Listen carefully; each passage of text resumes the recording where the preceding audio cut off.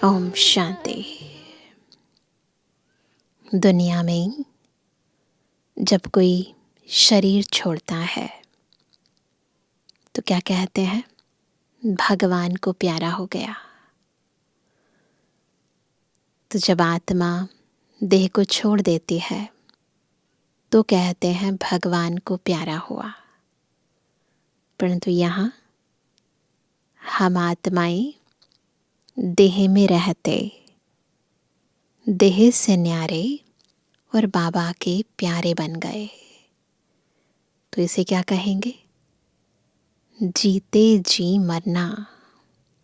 और ये जन्म कौन सा है जब हम जीते जी मर जाते हैं? ये ब्राह्मण जन्म है, मर जीवा जन्म। इसलिए इस जन्म का हर संकल्प, हर बोल, हर कर्म बाबा की याद, बाबा के ज्ञान, बाबा की श्रीमत अनुरूप है। क्योंकि ये जन्म अति अति विशेष हीरे तुल्य है। तो जितना जितना अपने इस जन्म को समझेंगे, इस स्थिति में स्थित होकर कर्म करेंगे, उतना इस अलौकिकता का अनुभव बढ़ता जाएगा। तो अभी सुनते हैं हम आज की बाबा की मधुर मुरली। आज है 20 सितंबर 2023। बाबा के महावाक्य हैं, मीठे बच्चे, तुम्हें पुरुषार्थ कर एयर कंडीशन की टिकट खरीद करनी है।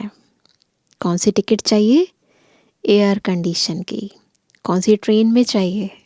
ये दुनिया वाली ट्रेन नहीं है।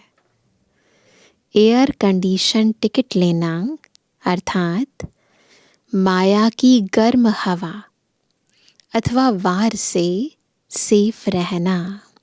ऐसी स्थिति बन जाए जब माया का कोई वार हमको प्रभावित ना कर सके। प्रश्न है, तुम बच्चों को महाविनाश का दुख होगा या नहीं? पूछो खुद से। इसका पाप किस पर चढ़ता है? इतना बड़ा विनाश होगा तो इसका पाप किस पर चढ़ेगा? उत्तर है, तुम्हें इस महाविनाश का दुख हो नहीं सकता। क्यों? क्योंकि तुम तो फरिश्ते बनते हो। तुमको नॉलेज है कि अब सभी आत्माओं को मच्छरों सदृश वापस घर जाना है। ज्ञान भी है, परंतु यदि हमने इस ज्ञान को पूर्ण रीति धारण नहीं किया, उसके स्वरूप नहीं बने, उसकी अनुभूतियों में खोए नहीं, तो मन कमज़ोर का कमज़ोर ही रह जाता है। फिर जब प्रैक्टिकल परिस्थितियां आती हैं तो आत्मा में धारणा न होने के कारण आत्मा विचलित हो जाती है। इसलिए बाबा कहते हैं कि हमें ये पता है। पता होना यानी अंतर तक मन बुद्धि ने स्वीकार कर लिया है। तुम्हें किसी की मौत पर दुख नहीं होता। किसको? आत्माओं को। बॉडी कॉन्शियस होंगे तो दुख होगा, क्योंकि तुम साक्षी हो, देखते हो, तुम जानते हो आत्मा तो सदा अमर है। इस विनाश का पाप किसी पर भी नहीं लगता। यह तो जैसे लड़ाई का यज्ञ रचा हुआ है। सभी लड़ मरकर घर वापस जाएंगे। यह भी ड्रामा की भावी है। बाबा को तो ड्रामा पूरी तरह छपा हुआ है, पता है। और उस स्थिति में बाबा को इन बातों का कोई प्रभाव नहीं पड़ता। अनेकानेक बार ड्रामा देखा है ना, परंतु हम आत्माएं भूल गई हैं। हम इन सब चीज़ों को बार बार स्मृतियों में इमर्ज करते रहेंगे, अपनी अजर अमर अविनाशी स्थिति में रहेंगे, तो फिर प्रभाव नहीं पड़ेगा।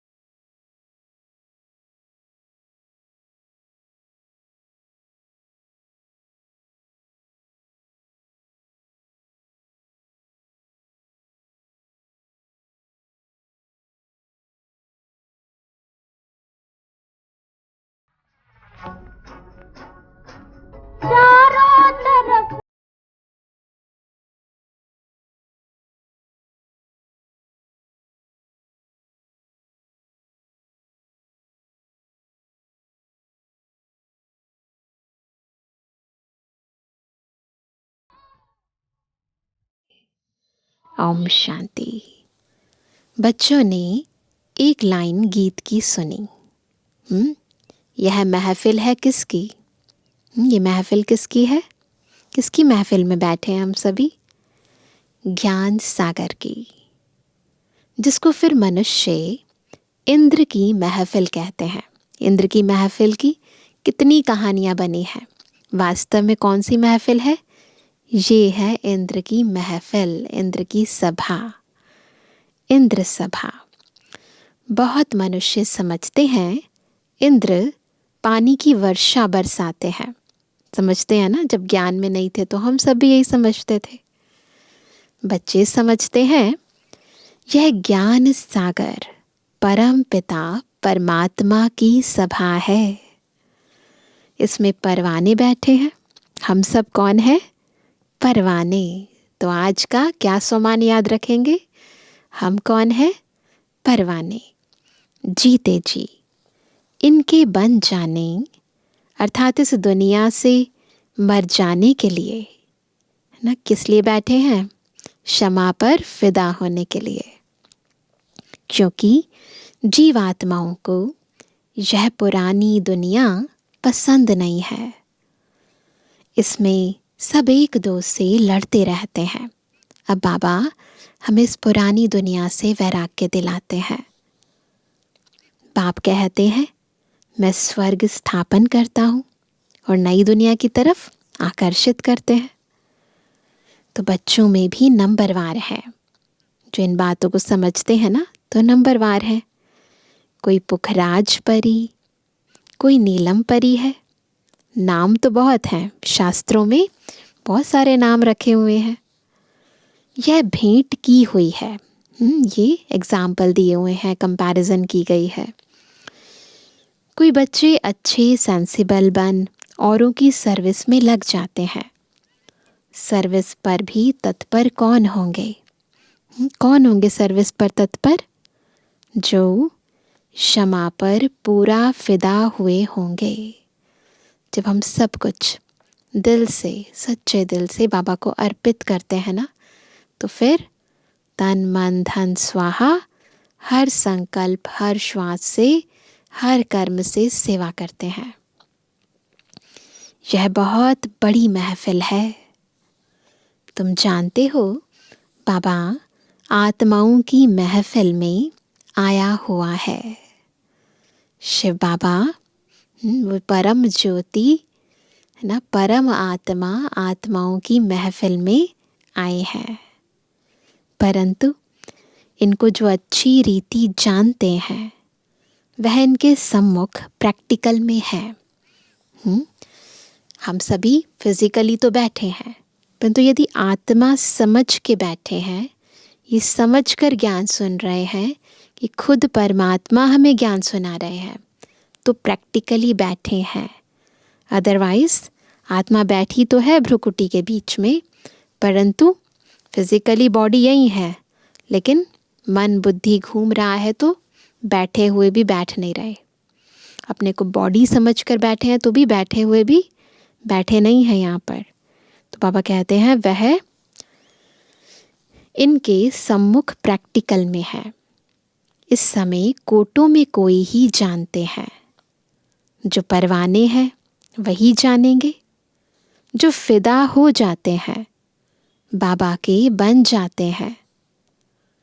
यह तो समझाया गया है, यह है जीते जी मरना। मरे हैं परंतु फिर भी देह में तो है ना आत्मा। बाबा मैं आपका हूँ। पहले हम आपके पास अशरीरी रहते हैं। याद आता है सबको? ऊपर परम धाम में हम सभी बाबा के पास अशरीरी रहते हैं। फिर यहाँ आकर शरीर लेते हैं। बच्चों को जो भी ज्ञान मिलता है यह और कोई दे नहीं सकता। क्यों? क्योंकि बाप को नहीं जानते। तुम बच्चों को परम पिता परमात्मा आकर पढ़ाते हैं। गाया हुआ है क्या? सभी वेद शास्त्र आदि गीता के पत्ते हैं। सब मनुष्य मात्र इस मांडवे में किसके पत्ते हैं? इस बेहद के रंगमंच में सब मनुष्य मात्र किसके पत्ते हैं? इस देवी देवता धर्म से ही सब निकले हैं। बेसिकली जब देखे झाड़ का चित्र देखते हैं ना, तो फिर जो ट्रंक है उसमें क्या है? देवी और देवताएं। देवी देवता धर्म, सतयुग और त्रेता। तो वहाँ से ही फिर ब्रांचेस निकली, फिर उन ब्रांचेस के ऊपर अलग अलग पत्ते निकले। तो बुनियाद में कौन है? देवी देवताएं। तो इससे ही सब निकले हैं। इसलिए तुम झाड़ के चित्र में देखेंगे कि शुरू में पत्ते नहीं हैं। जब शुरू में ट्रंक होता है ना, तो स्टेम के अंदर कोई भी पत्ते नहीं हैं। पत्ते बाद में ही पैदा होते हैं। तो उन्हों को ऊपर दिखाया हुआ है। फाउंडेशन देवी देवता धर्म का है। पहले थुर एक होता है, फिर उनसे टाल टालियाँ निकलती हैं, फिर पत्ते ऐसे ही निकलते हैं ना। बच्चों की बुद्धि में है कि यह विराट मनुष्य सृष्टि के धर्मों का झाड़ है।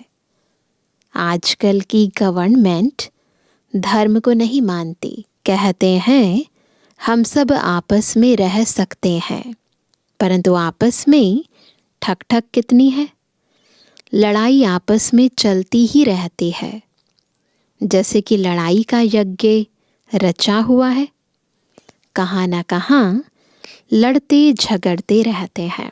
न्यूज़ देखें, चाहे न्यूज़पेपर में देखें, चाहे टीवी में देखें, चाहे मोबाइल में देखें, चारों तरफ क्या है? लड़ाई झगड़े। यह भी ड्रामा में नोंद है। युक्ति ऐसी करते हैं कि आपस में लड़ मरे। ये ड्रामा की युक्ति है। आगे हिंदुस्तान पाकिस्तान अलग अलग थोड़ी था। पहले तो एक ही था ना, सब इकट्ठे थे। गवर्नमेंट भी मजबूत थी। आपस में, एक मिनट, सब इकट्ठे थे। गवर्नमेंट भी मजबूत थी।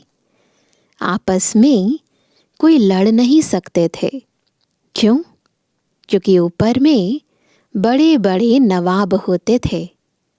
जैसे अब सारी दुनिया के लिए यूएन आदि बड़ी बड़ी कमेटी है, यूनाइटेड नेशंस बड़ी बड़ी कमेटी बनाई है, परंतु इन सब के लिए धनी धोरी तो कोई है नहीं।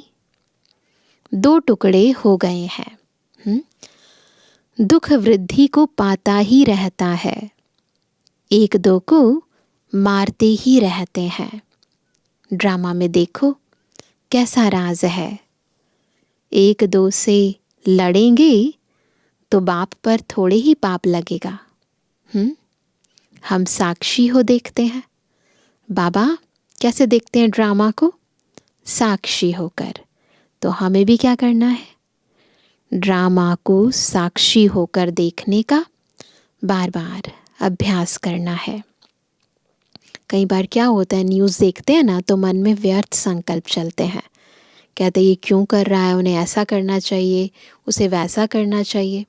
नहीं, हमें क्या करना है? साक्षी होकर ड्रामा को देखना है। तुम जानते हो सब लड़कर खत्म ही हो जाने वाले हैं। कोई बड़ा आदमी मर जाता है तो 8-10 रोज उसके लिए थोड़ा बहुत कार्यक्रम चलता है, हॉलीडे आदि करते हैं। तुम्हारे लिए तो कुछ नहीं है। तुम तो क्या बन रहे हो? फरिश्ते बन रहे हो। तुमको विनाश का भी दुख नहीं होता है। क्यों? अब तो मच्छरों सदृश मरेंगे, फिर कौन किसको देखेंगे? यह राज तुम बच्चे ही जानते हो। अब राज पता चल गया है ना, परंतु क्या अंदर से मन बुद्धि तैयार है इस राज को प्रैक्टिकल में देखने के लिए, तो इसका भी अभ्यास डालना है, कैसा भी सीन आ जाए। बाबा ने पहले से ही बता दिया है, इसलिए हमें अपने मन को ऐसा शक्तिशाली, अचल, अडोल बनाकर रखना है, बिल्कुल स्थैर्यम। नई दुनिया में रहने वाले तो बहुत फर्स्ट क्लास चाहिए। यहाँ कोई मरे तो तुमको थोड़े ही दुख होगा। होगा दुख? पूछना खुद से।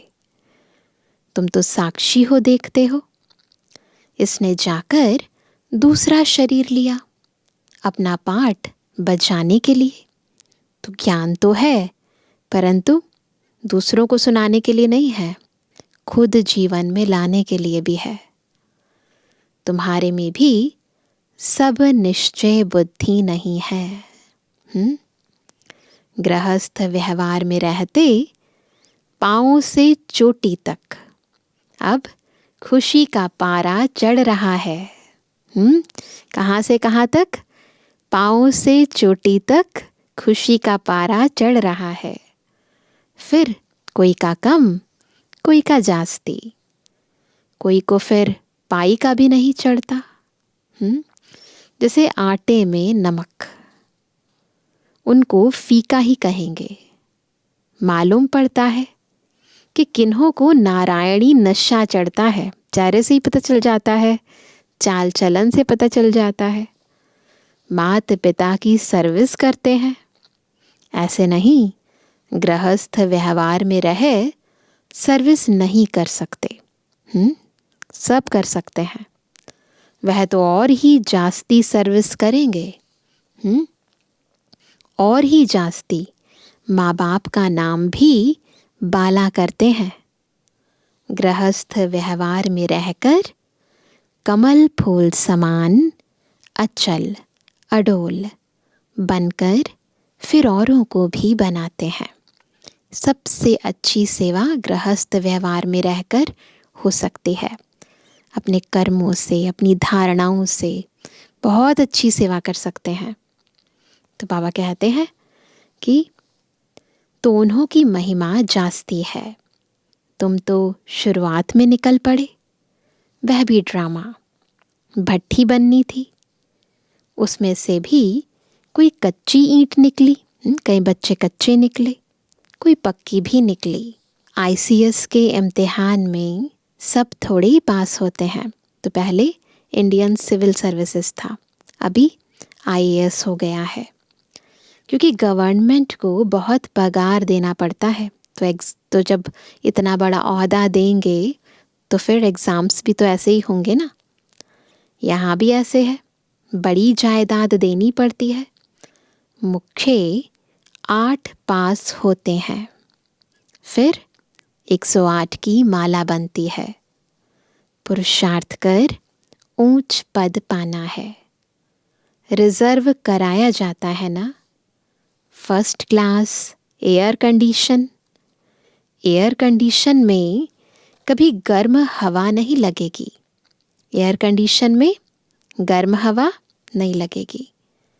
तुमको कोई भी इस दुनिया की गर्म हवा अर्थात माया का वार न लगे, इतना मजबूत होना चाहिए। 8 तो बिल्कुल फर्स्ट क्लास है, फिर 108 है। नाम भी है, महारथी, घोड़े सवार, प्यादे। हर एक समझ सकते हैं कि हम कौन सी टिकट खरीद कर रहे हैं।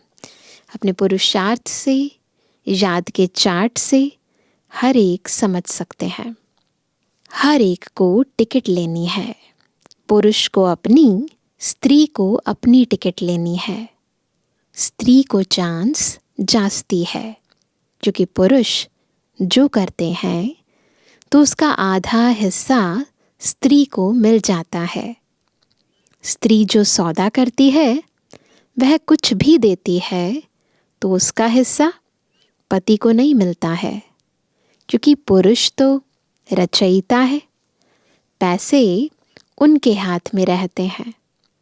वह जो करेगा उसका हिस्सा स्त्री को मिल जाता है। स्वर्ग में तो दोनों मालिक रहते हैं। बच्चा एक होता है, वर्षा भी वह पाता है। एक बच्चा एक बच्ची, तो वर्षा भी एक को ही मिलेगा। कन्या भी अपना हिस्सा कायदे अनुसार ले लेती है, तो वहाँ तो दहेज भी बहुत मिलता है। कल्प पहले जो कायदा चला है वही चलेगा। वहाँ की रस्म रिवाज का ख्याल नहीं करना चाहिए। वहाँ ये कैसे होगा, वो कैसे होगा, वो जहाँ होगा जो होगा अच्छा होगा। बाबा ने बहुत तो साक्षात्कार करा दिया है। कैसे राजधानी ट्रांसफ़र होती है, तो स्टार्टिंग में बहुत सारी संदेश पुत्रियाँ संदेश लेकर आती थी, ट्रांस में जाती थी, तो फिर सब कुछ देख कर आती थी, तो बताती थी कैसे राज दरबार लगता है, कैसे राजगद्दी ट्रांसफ़र होती है, सब कुछ एज इट इज़ बताती थी। तो बाबा कहते हैं यहाँ ट्रांसफ़र होती है इस दुनिया में, तो ब्राह्मण गुरु आदि को बुलाया जाता है। आगे की रस्म रिवाज बहुत अच्छी थी। जब वानप्रस्थ लेते थे तो बच्चे को बड़े प्रेम से गद्दी पर बिठाते थे कि अब तुम कारोबार संभालो। अभी तो बिल्कुल बूढ़े हो जाते हैं, तो भी छोड़ते नहीं हैं। पहले ये सब होता था, अब नहीं होता। अभी तो क्या कहते हैं, आप हुए बूढ़े तृष्णा हुई जवान। परंतु पहले ऐसे नहीं होता था। 60 वर्ष के होते थे तो वानप्रस्थ। आगे बच्चे मातृ स्नेही होते थे। अब क्या है स्थिति दुनिया की, मातृ द्रोही बन पड़े हैं। माँ की भी चोटी पकड़ बाहर निकाल देते हैं। इसको कहा जाता है धुंधकारी मातृद्रोही। ये कलयुग की अंतिम स्थितियां चल रही हैं। सतयुग में ऐसी बातें नहीं होती। तुमको तो बहुत खुशी होनी चाहिए। महफिल की महसूसता तुमको यहाँ आएगी। कौन सी महफिल, किसकी महफिल? बाबा की महफिल। यह ज्ञान सागर तो जहाँ होगा वहाँ मेला होगा। नदियों का मेला होता है ना, तुम नदियाँ तो कौन बैठे हैं, हम परवाने भी हैं तो नदियाँ भी हैं। तुम नदियाँ तो आपस में मिलती रहती हो। तो यह है ज्ञान सागर और नदियों का मेला। यह है जगत अम्बा सरस्वती। उनका भी नाम बाला है। माँ के पास भी कितने मिलने आते थे, क्योंकि उनकी मुरली बहुत अच्छी थी। बच्चियाँ भी महसूस करती हैं कि मम्मा की मुरली अच्छी खींचती थी। यह है सागर और नदियों की महफिल। बहुत बच्चे आ जाते हैं, पहले सागर, फिर नदियाँ, छोटी नदियाँ या बड़े कैनाल आदि आदि होते हैं ना। तुम हर एक समझ सकते हैं। क्या समझ सकते हो कि हम छोटी नदी हैं या बड़ी नदी? अपनी सेवा से, अपने पुरुषार्थ से समझ सकते हैं। कितनी आत्माओं की सेवा करते हैं, उस अनुसार छोटी नदी है या बड़ी नदी है। बड़ी बड़ी नदियों को बुलाते हैं कि आकर भाषण करो, तो ज़रूर वह तीखे हैं। मम्मा को कितना बुलाते थे, शिव बाबा का मिला हुआ खजाना आकर दो। तुम बच्चियां जाकर ज्ञान रत्नों का दान करती हो। ज्ञान का एक एक वर्षंस लाखों रुपयों का है। कितने रुपयों का है? एक एक वर्षंस लाखों रुपयों का है। शास्त्रों में कोई ज्ञान के वर्षंस नहीं है। अगर होते तो भारत बहुत साहूकार होता। क्योंकि ज्ञान से ही भारत इतना साहूकार बना है। किसके ज्ञान से? ज्ञान सागर के ज्ञान से। तो बाबा कहते हैं, अगर होते तो भारत बहुत साहूकार होता। तुमको तो रत्न मिलते हैं जिनसे तुम 21 जन्म के लिए साहूकार बनते हो। अभी संगम युग पर तुम सबसे ऊंच हो। फिर सतयुग त्रेता में तुम्हारी डिग्री क्या हो जाएगी? कम हो जाती है। अब तुम ईश्वरीय दरबार में बैठे हो। तुम जानते हो बाबा 21 जन्मों का वर्षा देने वाला है। उनको ही सब याद करते हैं। दूसरे सब दुख देने वाले हैं। दुख देने वाली चीज को हमेशा भूला जाता है। पर क्या करते हैं हम? सुखदाता को भूल जाते हैं। और जो लोग दुख देते हैं, जो परिस्थितियां दुख देती हैं, उनको याद करते रहते हैं। हम तो उल्टा करते हैं। हे बाबा, हमारे तो आप हो, दूसरा ना कोई। परंतु श्री कृष्ण का नाम सुना है तो उनको ही याद करते हैं। तुम श्री कृष्ण की राजधानी में थे। बाप इस कंसपुरी को श्री कृष्णपुरी बना देते हैं। आसुरीपुरी से फिर दैवीपुरी बन जाएगी।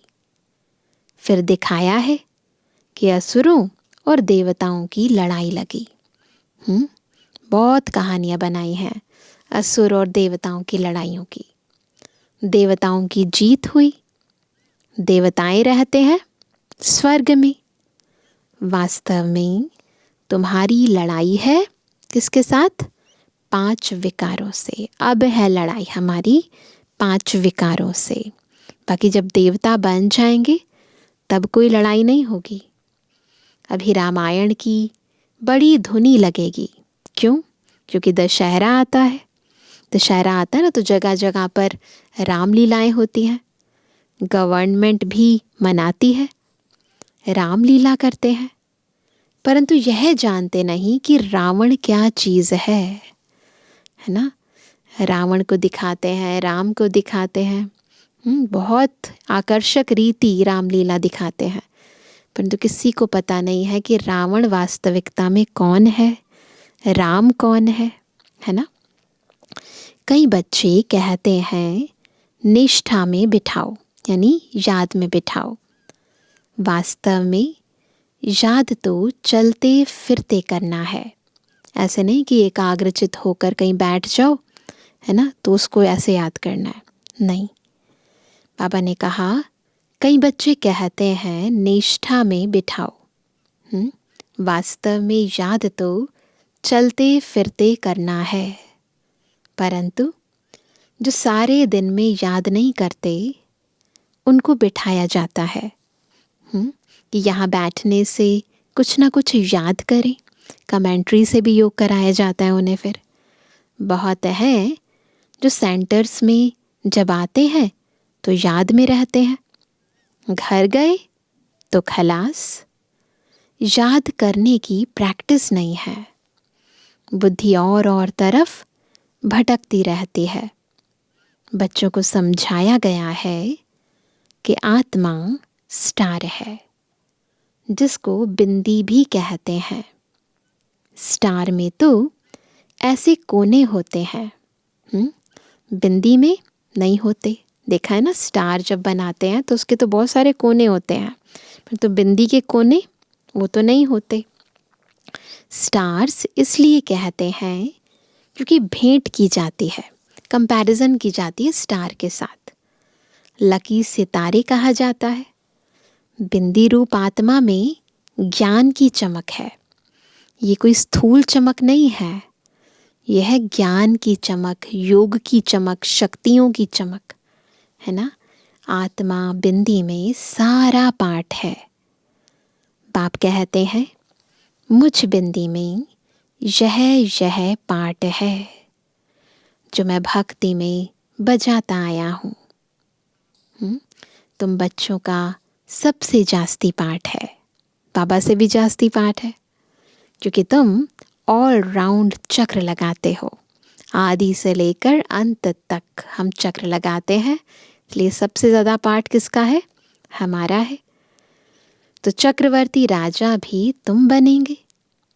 दुख हो चाहे सुख हो, तुम ही पाते हो। हमने सुख भी घनेरे देखे हैं और दुख भी, तो दोनों चीज़ें हम ही पाते हैं। मेरा पाठ तुम्हारे जितना नहीं है। मैं वानप्रस्थ में चला जाता हूँ, फिर भक्ति मार्ग में मेरी सर्विस शुरू होती है। तो भक्तों को बाबा साक्षात्कार कराते हैं, उनकी मनवांछित इच्छाएं पूर्ण करते हैं, याद भी करते हैं ड्रामा अनुसार। जिस जिस देवता की पूजा करते हैं, साक्षात्कार फिर भी मैं कराता हूँ। पूजा करते हैं देवी देवताओं की, पर बाबा भावना का भाड़ा ज़रूर देते हैं।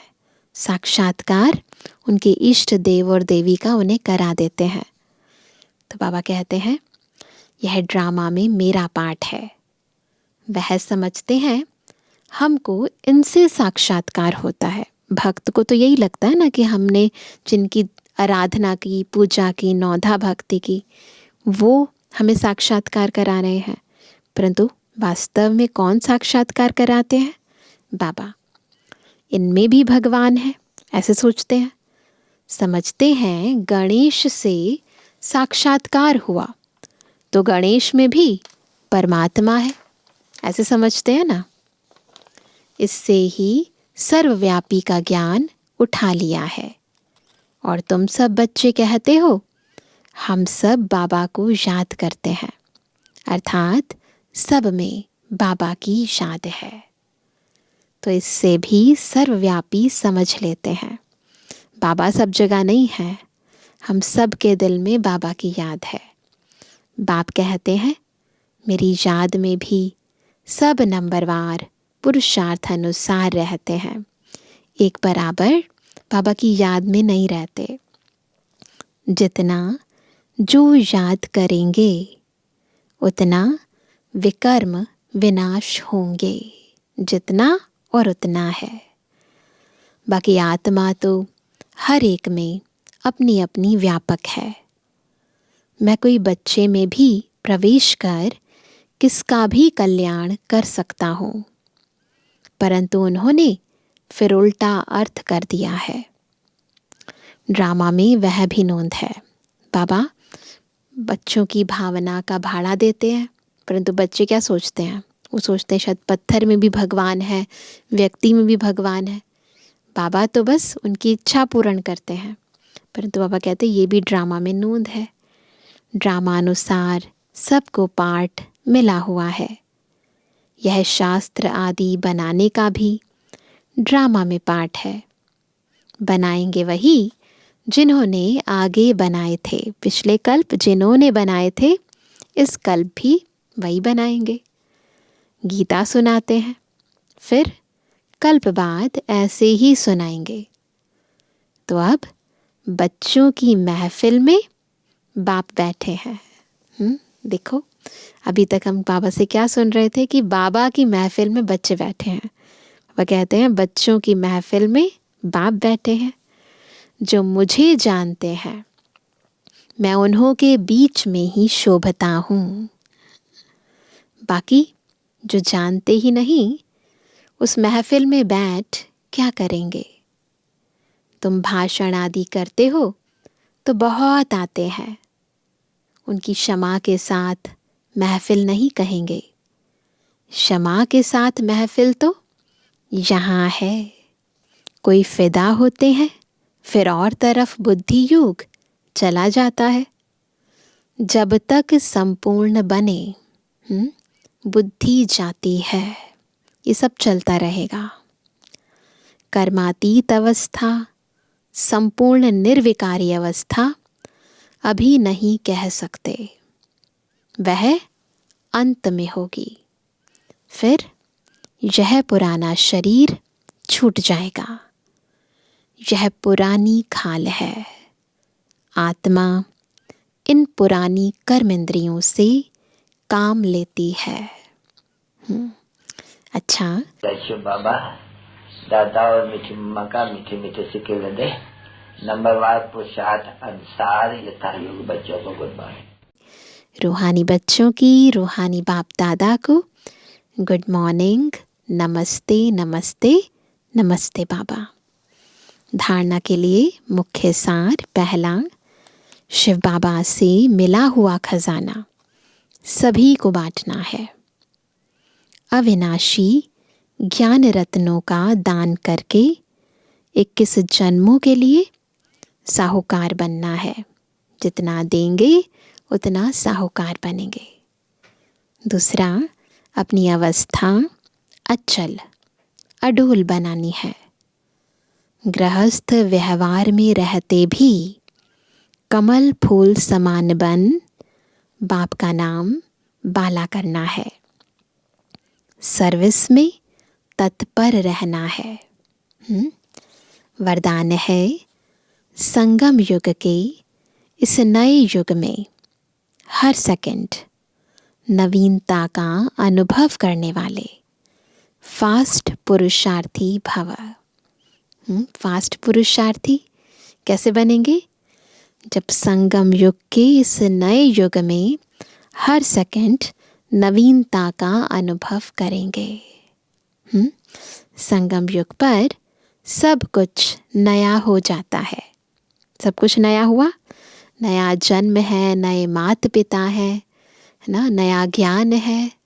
बाबा सब संबंधों से हमारे साथ है, सब कुछ नया है, इसलिए इसे नया युग भी कहते हैं। यहाँ उठना भी नया, बोलना भी नया, चलना भी नया। नया अर्थात अलौकिक। उठते कैसे हैं? बाबा मेरे सामने है, बाबा उठाता है। बोलना भी नया, देखो बाबा हमें कैसे बोलना भी सिखाते हैं, शब्दावली भी परिवर्तित कर देते हैं, मुख में मधुरता भर देते हैं।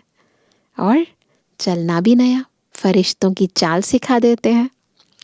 नया अर्थात अलौकिक। स्मृति में भी नवीनता आ गई।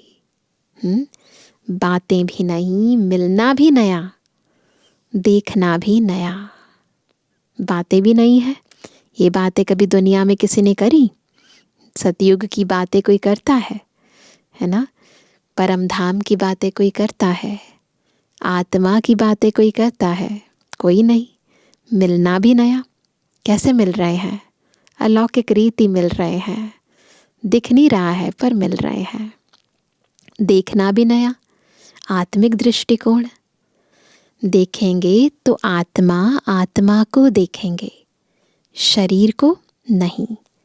भाई भाई की दृष्टि से संपर्क में आएंगे, दैहिक संबंध से नहीं।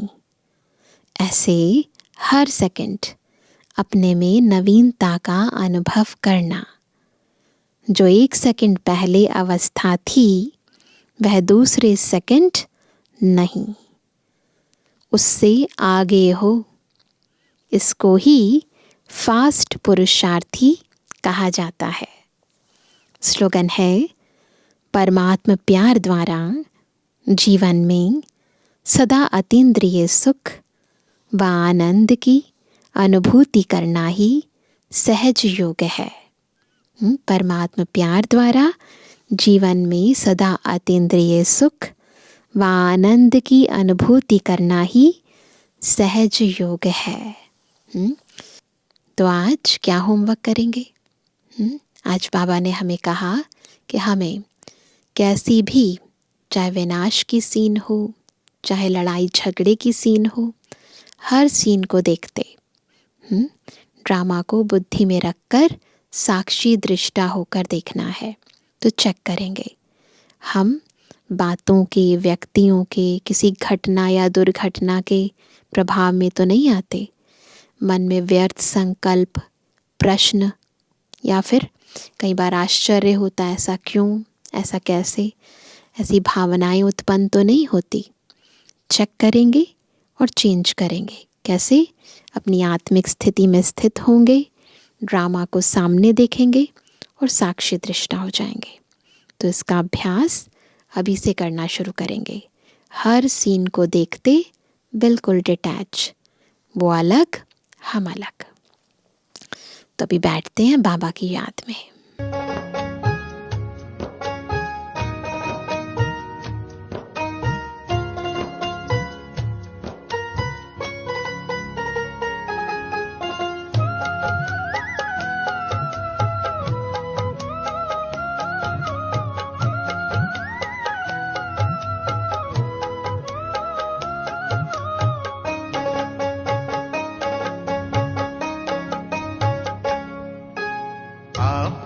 अपना बना लिया है, अपने क्या कहने, ओ प्रभु क्या कहने। दिल में फूलों सा सजा लिया है, अपने क्या कहने, ओ प्रभु क्या कहने। आपने अपना बना लिया है, अपने क्या कहने, ओ प्रभु क्या कहने।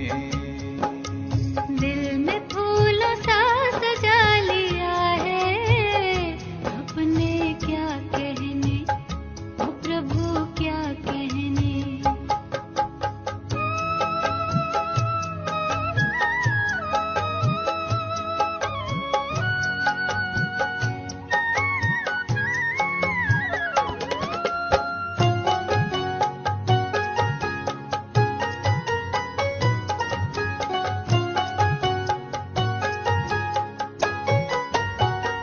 हमने सोचा न था कि वो दिन भी आएंगे, हमने सोचा न था कि वो दिन भी आएंगे। राह चलते हमें भगवान यूं मिल जाएंगे, राह चलते हमें भगवान यूं मिल जाएंगे।